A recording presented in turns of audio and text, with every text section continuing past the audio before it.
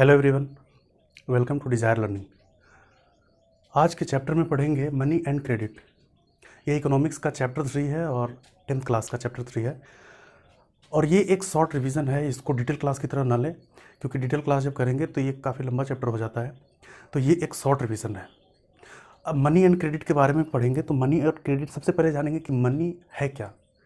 Money को हिंदी में मुद्रा कहते हैं, तो मुद्रा क्या है सबसे पहले उसको समझने की कोशिश करेंगे।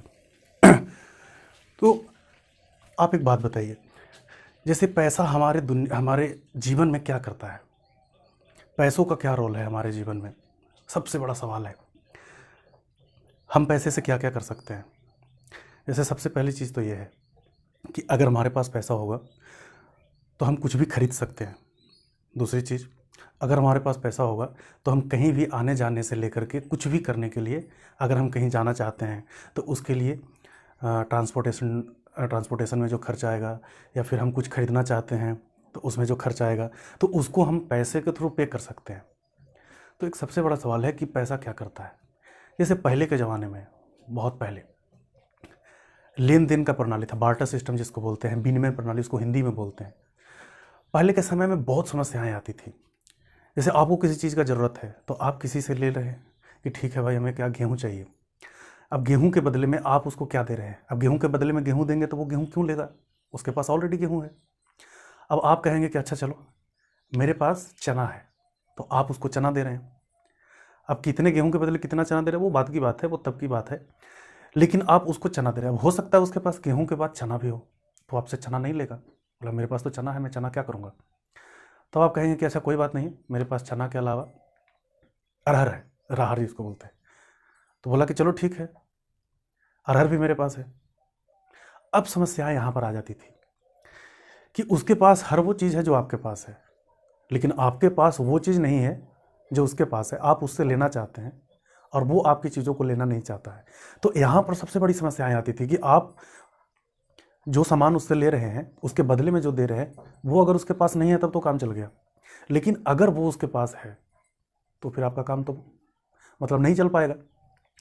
तो धीरे धीरे धीरे धीरे जैसे जैसे जैसे जैसे ये समस्याएं बढ़ती गई, बढ़ते बढ़ते लोगों ने इसका उपाय ढूंढना शुरू किया कि नहीं, ऐसे तो काम चलने वाला नहीं है। अब लेन देन में हमारे पास जो है उसके पास नहीं है, तो इस तरह से तो मामला बिगड़ रहा है। तो लोगों ने मुद्रा जारी किया, मनी जारी किया।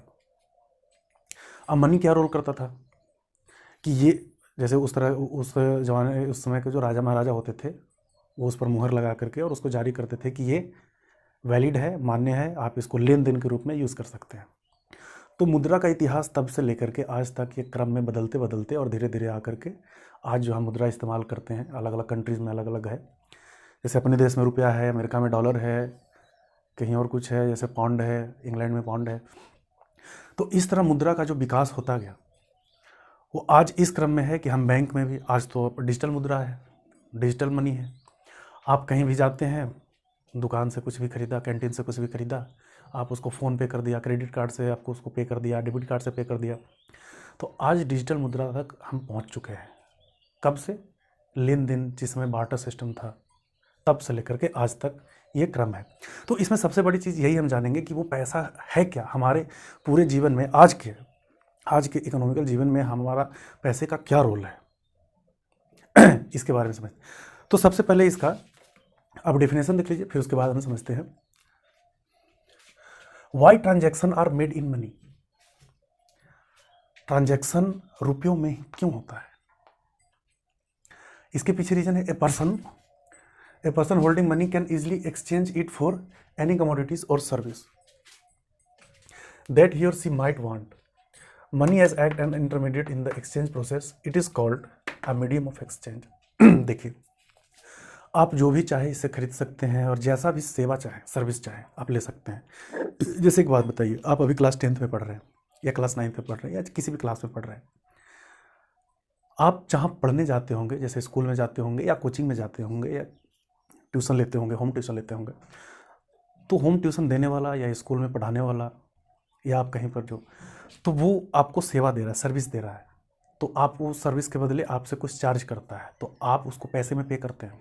दूसरी चीज़, आप जैसे अपने, आप जिस स्क्रीन पर आप ये वीडियो देख रहे हैं, फ़ोन पे वीडियो देख रहे हैं, तो इस फ़ोन में एक नेटवर्क है, किसी भी कंपनी का नेटवर्क हो, वो 2 महीना पर 3 महीना पर आपसे चार्ज करता है 600 का 650 का, वो सर्विस चार्ज है, आपको वो सर्विस दे रहा है, उसके बदले में वो पैसा ले रहा है। तो क्या है, और सर्विस, एनी कमोडिटी और service that he or C white want, आप जैसा भी चाहे आप इसको कुछ खरीदने के लिए कर सकते हैं यूज़, या फिर सर्विस के लिए यूज़ कर सकते हैं। अगर पूरा निचोड़ करके एक बात समझना चाहे तो पैसे का रोल हमारे जीवन में यही है कि हम जो चाहें, जैसे भी चाहें, जो सामान खरीदने लायक है वो खरीद सकते हैं, जैसा सेवा है, जो सेवा लेने लायक है, जो मुझे ज़रूरत है वो हम ले सकते हैं, आसानी से ले सकते हैं। तो पैसे का रोल हमारे जीवन में बहुत बड़ा है, इसलिए पैसे के लिए कुछ भी हो जाता है, कत्ल तक हो जाता है, मर्डर हो जाता है। आप इतना पढ़ाई कर रहे हैं, पढ़ाई करने के बाद आप हो सकता है बड़े बड़े जॉब में जाएंगे, तो उसमें भी आप चाहेंगे कि हमें अच्छा पैसा मिले, या पैसा मिले, सबसे बड़ी चीज़ तो पैसा मिले। आपको जॉब के बदले अगर कोई बोलेगा कि यहाँ तो गेहूँ और चावल मिल सकता है, तो आप हो सकता है उसको मना कर दें कि मुझे गेहूँ चावल नहीं चाहिए, मुझे तो पैसा चाहिए। कहीं भी आप जाते होंगे या कुछ भी सामान लेते होंगे तो आप सामने वाला उस आपसे पैसे की डिमांड ही करता होगा। आजकल तो कहीं कहीं ऐसा भी हो गया है कि आपके पास अगर डिजिटल पेमेंट नहीं है तो आपको वो सर्विस नहीं दी जाएगी, या फिर आपको वो सामान नहीं दिया जाएगा जो आप चाहते हैं। तो धीरे धीरे ये जो प्रोसेस है चलता जा रहा है, आज डिजिटल पेमेंट तक पहुंच चुका है। तो सबसे इस चैप्टर में हम इसी के बारे में डिटेल में पढ़ेंगे। मॉडर्न फॉर्म ऑफ मनी आपको भी बताया कि जैसे करेंसी है, मुद्रा में क्या है, एक पेपर नोट है और कॉइन है। पेपर नोट आप समझते होंगे, 10 का नोट, 5 का नोट, 20 का नोट, 1000 2000 का नोट, और कॉइन्स में सिक्के, 1 रुपया, 2 रुपया, 10 रुपया। तो इसके बारे में हम और आगे पढ़ेंगे। अब एक बड़ा सवाल है कि हमारे देश में जो नोट जारी होता है उसको एक्सेप्ट क्यों किया जाता है। जैसे सबसे पहले एक बात समझिए, मान लेते हैं 2000 का नोट है या 500 का नोट है, तो 500 का नोट है तो एक कागज़ का टुकड़ा ही, लेकिन उसको 500 रुपये के बराबर का वैल्यू क्यों दिया जाता है। वही उसी के साइज का लगभग थोड़ा सा छोटा 100 रुपये का नोट है, उसे 100 रुपये के बराबर का वैल्यू दिया जाता है, और उससे थोड़ा और बड़ा 500 रुपये से थोड़ा और बड़ा 2000 का नोट है, उससे 2000 के बराबर, मतलब 500 रुपये का 4 गुना और 1000 रुपये का 20 गुना वैल्यू क्यों दिया जाता है, हम उसको वैल्यू क्यों दे रहे हैं। तो देखिए, वैल्यू देने के पीछे एक वजह है। जैसे हम कुछ भी खरीदते हैं ना, किसी भी चीज़ को खरीदते हैं तो उसमें गवर्नमेंट ऑफ इंडिया का ऑथराइजेशन होता है। जैसे हम जहाँ पर रहते हैं, जो भी सेवाएं लेते हैं, जो भी सर्विस लेते हैं, जैसे सबसे छोटा सा एग्जांपल लेते हैं, आप अगर बाइक चलाते होंगे या बाइक आपके घर में होगा, तो आपके घर में जो बाइक होगा तो लोकल आरटीओ से उसका नंबर पास किया गया होगा, लोकल आरटीओ ने उस बाइक को एक पार्टिकुलर नंबर दिया होगा, तो कहीं ना कहीं वो सरकार से जुड़ा हुआ है। जैसे आप मोबाइल फ़ोन लिए तो मोबाइल फ़ोन पर आपका जीएसटी काटा गया, मोबाइल का एक नंबर होता है, EMI जैसे बोलते हैं नंबर, IMEI या EMI मैं भी बोल रहा हूँ, तो ये एक पार्टिकुलर नंबर है। तो ये पार्टिकुलर नंबर जो है वो IT सेल वालों के पास होता है। कहने का सेंस यही है कि आप जो भी चीज़ कर रहे हैं और जो भी सेवाएं ले रहे हैं, जो भी सर्विस ले रहे हैं और जो भी सामान खरीद रहे हैं, वो कहीं ना कहीं उसमें इन्वॉल्वमेंट सरकार का है, गवर्नमेंट का है। तो हम जो नोट देखते हैं और जो नोट जिससे हम पैसे वैसे से, जैसे नोट से हम कुछ खरीदते हैं, जो खरीदने जाते हैं, खरीदना चाहते हैं, तो गवर्नमेंट ऑफ इंडिया से वो ऑथराइज होता है, इसलिए हम गवर्नमेंट ऑफ इंडिया के ऑथराइज चीज़ों को खरीद पाते हैं।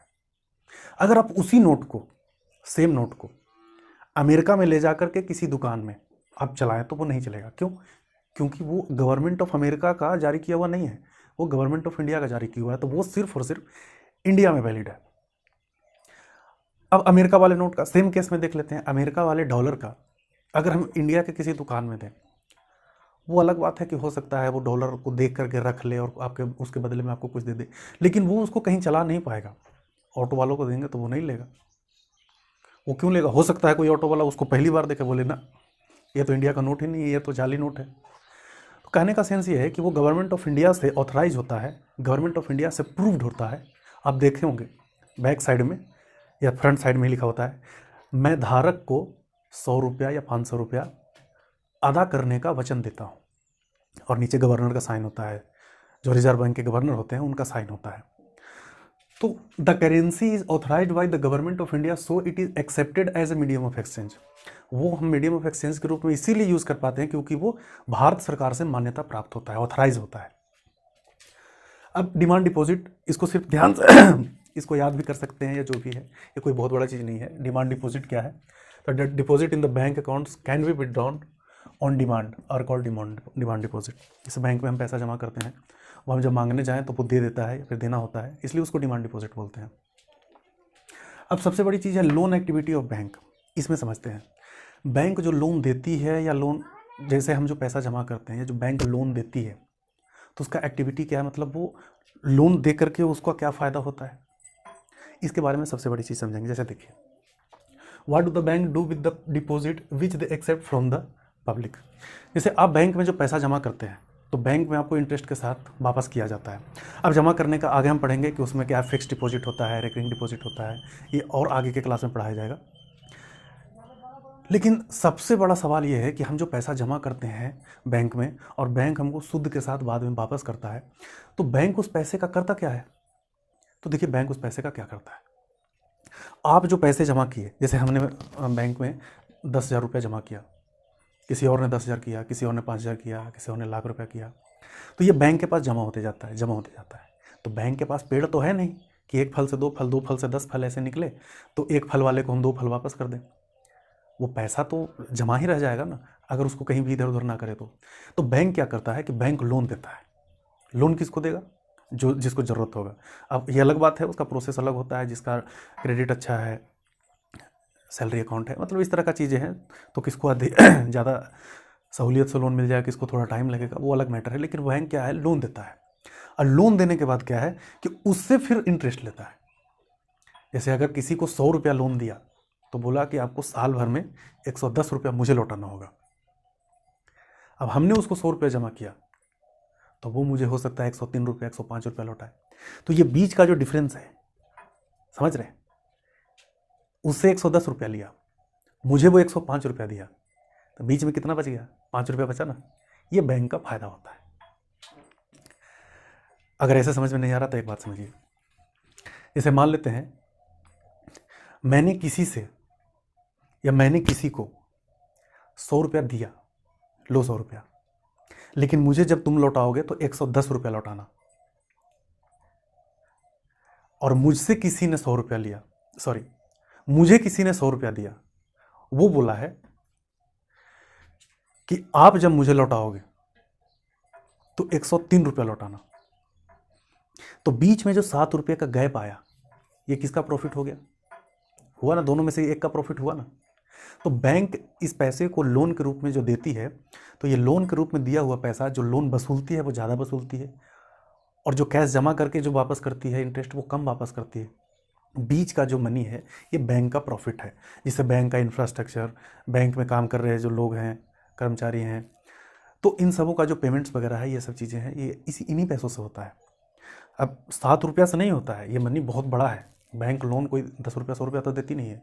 बैंक जब भी लोन देती है तो बड़ा बड़ा अमाउंट देती है, 5 लाख, 7 लाख, 10 लाख, 50 लाख रुपया, करोड़ करोड़ रुपया। बड़े बड़े जो उद्योगपति इंडस्ट्रियलिस्ट हैं उनको तो करोड़ 2 करोड़ रुपया लोन देती है। जैसे कुछ दिन पहले आप सुने होंगे, आज से 5-6 साल पहले विजय माल्या कितना पैसा लेकर गवर्नमेंट ऑफ इंडिया का भाग गया, कितना 900 करोड़ या 9,000, पता नहीं, ऐसा ही था। तो इतना बैंक जो है लोन देती है। तो लोन देने के बाद वो उससे वसूलती है, अब वसूलती है, और उसमें जो इसका प्रॉफिट होता है उसी प्रॉफिट से पूरा इसका इंफ्रास्ट्रक्चर चलता है। These days bank in India hold about 15% of their deposit as cash. 15% of their deposit as cash. इसको ज़्यादा लोड मत लीजिएगा। इसका कहने का सेंस यही है कि आजकल जो हमारा जो बैंक है वो अपने पूरे कैश का, जितना भी उसके पास कैश जमा है उसका 15%, मतलब मान लेते हैं एक बैंक में 100 रुपया अगर जमा है तो 15 रुपया वो कैश के रूप में रखती है, बाकी वो डिजिटल के रूप में रखती है। कैश के रूप में रखने का मतलब क्या हुआ? जैसे हम जब पैसे निकालने जाते हैं बैंक से, हाँ भाई 100 रुपया चाहिए, 1,000 चाहिए, 10,000 चाहिए, 50,000 चाहिए, तो अगर उसके पास कैश नहीं होगा तो वो आपको पे नहीं कर पाएगी, तो इसलिए कैश वो रखती है। ज़्यादा कैश नहीं रखने के पीछे वजह यह है कि पहले बैंक में डाका वाका ज़्यादा डाला जाता था, बैंक लूट लिया जाता था, तो बैंक लूट लेने के बाद जितना भी कैश है वो सब चोरी हो जाता था। चोरी हो जाने के बाद बैंक में एक बहुत बड़ा लॉस होता था। आज अगर 15% पैसा है और मान लेते हैं कि कोई अगर डाका डालना भी चाहे तो कुछ पैसा ले जाएगा, होगा तो नुकसान ही, लेकिन बैंक का उतना बड़ा नुकसान नहीं होगा कि बैंक को बंद करने का नौबत आ जाए। तो इसलिए 15% जो कैश रखती है बैंक, इसके पीछे बहुत लॉजिक है। उसका जो उद्देश्य है, उसका जो पर्पस है वो भी पूरा हो जाए और किसी भी तरह से नुकसान से भी बचा जाए। आगे है टर्म्स ऑफ क्रेडिट। ये terms of credit, terms of credit क्या है इसको थोड़ा सा समझते हैं। जैसे बैंक जो पैसे देती है, तो बैंक जो पैसे देती है वो सबको तो नहीं दे सकती है ना। जिसका इनकम है या जिसका क्रेडिट कैसा है, तो क्रेडिट के हिसाब से देती है। आपका क्रेडिट कैसा है, आप बैंक से जब लोन लेने जाएंगे तो बैंक आपका क्रेडिट स्कोर चेक करेगी। आपके अकाउंट से रिलेटेड जो भी आपका क्रेडिट है, आपने पहले लोन ले रखा है, टाइम पे भरा है या नहीं भरा है, या फिर आपने 1-2 EMI भरने में लेट किया है, तो आपका क्रेडिट स्कोर जो है वो बैंक वाले आपको खुद बता देंगे। तो आपका क्रेडिट, अब जैसे आप फर्स्ट टाइम लोन लेने जा रहे हैं, तो फर्स्ट टाइम लोन लेने के लिए आपको क्या क्या चाहिए, जो जो पेपर वगैरह है, पेपर में क्या है, तो ये चीज़ें जो है इसमें हम देखेंगे। तो interest rate, collateral and documentation requirement and the mode of repayment together called terms of credit. अब इसमें ज़्यादा जोर देने की जरूरत नहीं है, सारा एक्सप्लेन किया हुआ है। जैसे इंटरेस्ट रेट क्या है, every loan agreement specify an interest rate which the borrower must pay to the lender. अब जरूरी नहीं कि हम बैंक से लेते हैं, हम किसी साहूकार से लोन लिए हैं, या किसी रिश्तेदार से भी लोन लिए हैं, या किसी दोस्त से लोन लिए हैं। ज़्यादातर साहूकार और रिश्तेदार वाले में, साहूकार वाले में खास करके, या फिर कहीं अगल बगल गांव समाज से लोन लिए हैं किसी आदमी से, तो वो एक पार्टिकुलर लोन इंटरेस्ट रेट जो है वो फिक्स करता है कि मैंने आपको अगर 1000 रुपया दिया है तो हर महीने आपको 2% इंटरेस्ट रेट देना पड़ेगा। मतलब लगभग 2% अगर हो गया तो 2-5, मतलब आप अगर उसको पेमेंट करेंगे तो 1000 रुपया नहीं, 2% बढ़ाकर पेमेंट करेंगे। तो इंटरेस्ट रेट वही है कि 2% जो है, हर एक 100 रुपया में 2 रुपया आपको एक्स्ट्रा पे करना पड़ेगा, क्योंकि वो आपको पैसे दे रहा है तो वो डिमांड कर रहा है, और आपको ज़रूरत है तो आप उसके डिमांड को मानेंगे, और लोग मानते भी हैं और ऐसा होता भी है। तो इंटरेस्ट रेट वही है कि which the borrower must pay to the lender, उधार लेने वाले लेंडर को पे करते ही करते हैं। अब इसमें एक वर्ड आया था कोलेट्रल। कोलेट्रल देखो क्या है। कोलेट्रल सबसे बड़ा चीज़ ये है कि जब आप बैंक से लोन, खास करके जब आप बैंक से लोन लेने जाते हैं ना, तो बैंक आपसे क्रेडिट के रूप में कुछ मांगता है। जैसे ज़मीन का पेपर दे दीजिए, कार का पेपर दे दीजिए, या फिर जैसे क्या है, बिल्डिंग का पेपर है, कार का है, ज़मीन का है। तो इस तरह की जो चीज़ें हैं वो बैंक आपसे डिमांड करता है कि आप अगर किसी भी तरह से पैसा चुका नहीं पाए तो सवाल भी है। आपको अगर मान लो 10 लाख रुपया लोन दे रहा है, तो 10 लाख रुपया लोन ले गए और किसी वजह से, भगवान न करे, लेकिन अगर वो आदमी मर जाए तो पैसा कौन देगा? तो इस केस में बैंक अपने पास पेपर की डिमांड करता है। जैसे आप बिल्डिंग का पेपर जमा कर दीजिए, जिस दिन आपका लोन का रीपेमेंट पूरा का पूरा खत्म हो जाएगा, आप अपना बिल्डिंग का पेपर लेकर चले जाइए। इस बेच में अगर किसी भी तरह से कुछ हो गया तो बिल्डिंग बेचकर बैंक अपना पैसा चुका लेगी। अच्छा, ऐसा भी नहीं है कि आप छोटा मोटा किसी, मान लेते हैं 2-4 लाख रुपए की बिल्डिंग का पेपर के लिए आप 20 लाख रुपया लोन लेंगे, तो भी वो नहीं मानेगा, क्योंकि उसके पास एक से एक एक्सपर्ट होते हैं। वो देख लेंगे कि अरे इस बिल्डिंग का तो 2-4 लाख रुपया कीमत है, आप 20 लाख रुपया लोन में कैसे मांग सकते हैं? इस ज़मीन का तो यहाँ पर अगर हम बेचना चाहेंगे तो मुश्किल से 10 लाख रुपया मिलेगा, आप तो 50 लाख रुपया लोन मांग रहे हैं। तो वो भी क्रेडिट जो है डिपेंड करता है कि आपका कोलेटरल का वैल्यू क्या है। आपका जो एसेट्स है, आपका जो ज़मीन है, आपकी जो बिल्डिंग है, आपका जो कार है, आप कोई 2-4 लाख रुपए की कार के बदले आप 10 लाख रुपया लोन तो ले नहीं सकते। बड़ा बड़ा हाई क्लास का car, Rolls Royce, Mercedes, BMW, तो ये सब का पेपर दे करके आप, हो सकता है कि 10 लाख रुपए लोन ले लें, 12 लाख रुपए लोन ले लें। तो कोलेटरल पर डिपेंड करता है कि आपको लोन कितना मिलेगा। तो कोलेटरल क्या है? Collateral is an asset that the borrower owns and uses this as a guarantee to a lender until the loan is repaid.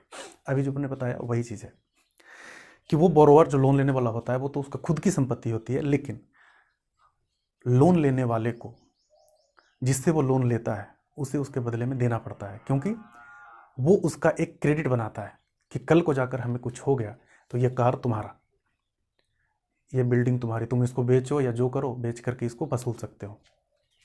और ये ज़रूरी भी होना भी चाहिए। इसमें क्या, लैंड है, बिल्डिंग है, कार है, व्हीकल है। व्हीकल सिर्फ कार नहीं, और भी कुछ आ सकता है। कि लोन जो है वो कहाँ कहाँ से और कितना लिया जाता है। उसमें सबसे पहले हम समझेंगे कि फॉर्मल और इनफॉर्मल सेक्टर क्या है। देखिए, फॉर्मल और इनफॉर्मल सेक्टर में कोई ज़्यादा डिफरेंस नहीं है।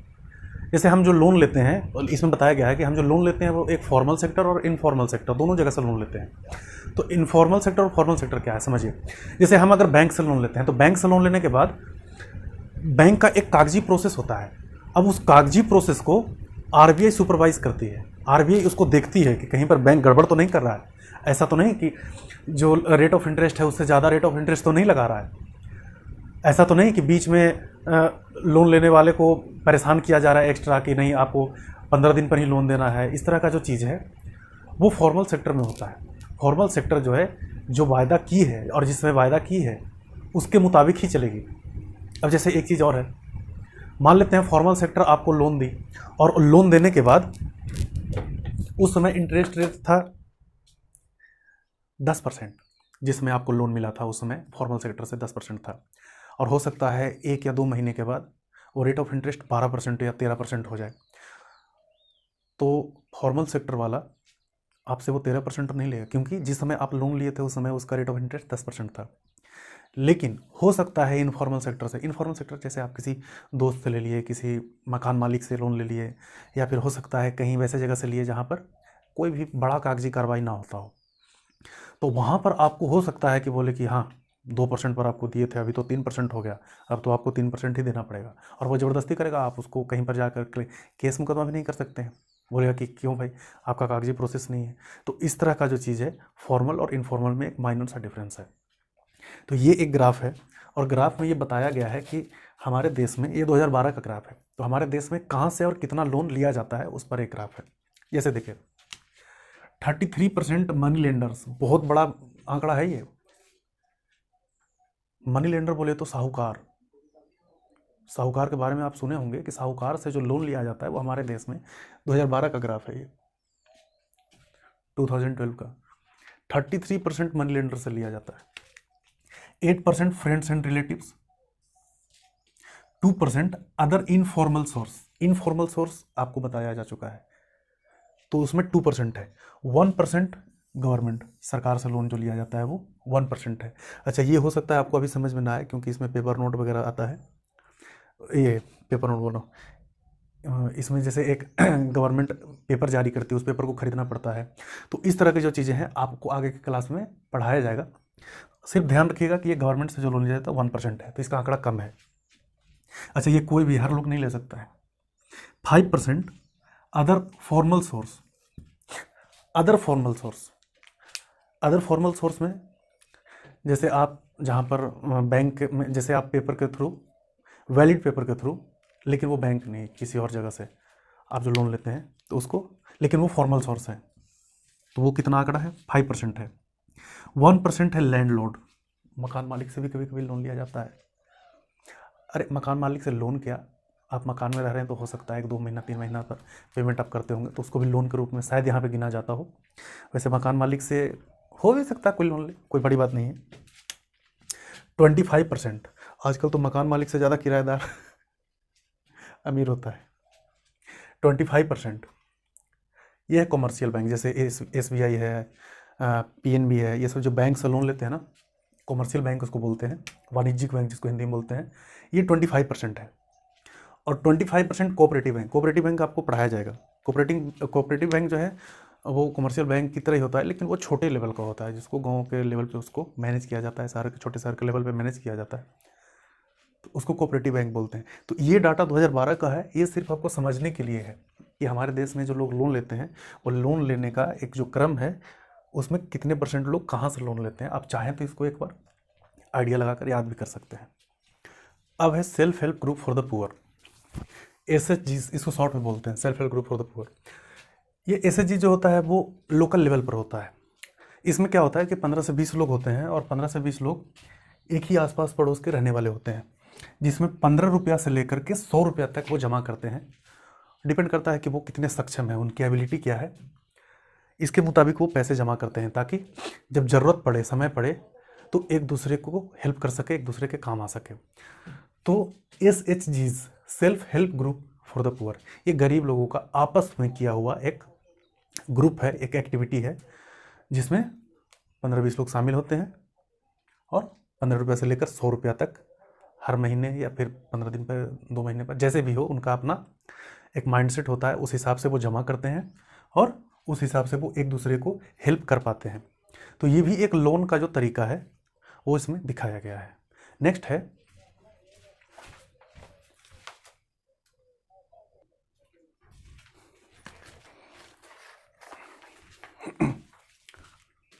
अब कुछ पॉइंट्स हैं जो पॉइंट्स को सिर्फ ध्यान में रखना है, और ध्यान में रखना है ये पॉइंट्स जो है एक्चुअली गवर्नमेंट की ओर इशारा करती है, गवर्नमेंट की ओर। अब इसमें क्या है, it is necessary that banks and cooperatives increase their lending particularly in the rural areas so that the dependence on informal source of credit reduce। देखिए इसमें बोला यह गया है कि बैंक और कोऑपरेटिव को रूरल एरिया में अपने ब्रांच खोलने चाहिए। रूरल एरिया में ज़्यादा से ज़्यादा हो सके तो अपने ब्रांच को खोलने चाहिए, ताकि जो गांव के लोग हैं जो इनफॉर्मल सोर्स पर ज़्यादातर डिपेंड रहते हैं वो ज़्यादा से ज़्यादा फॉर्मल सोर्स से लोन प्राप्त कर सकें। सेकंड है, getting a loan from a bank is much more difficult than taking a loan from informal source. लेकिन अभी इसका जस्ट उल्टा है। अभी आप बैंक में जाएंगे लोन के लिए तो आपको 3-4 दिन 5 दिन चक्कर लगाना पड़ेगा, उसके बाद आपको लोन मिलेगा। उसमें भी आपको तरह तरह का ये कागज़ वो कागज़, लेकिन इनफॉर्मल सोर्स में भी क्या है कि लोन आसानी से मिल जाता है, तो इसलिए लोग ज़्यादातर इनफॉर्मल सोर्स की ओर ध्यान देते हैं। तो इसमें सरकार को भी चाहिए कि उसका जो प्रोसेस है उसमें कम करे ताकि लोग फॉर्मल सोर्स से लोन ले सकें ज़्यादातर। नेक्स्ट जो चैप्टर आपको पढ़ाया जाएगा वो ग्लोबल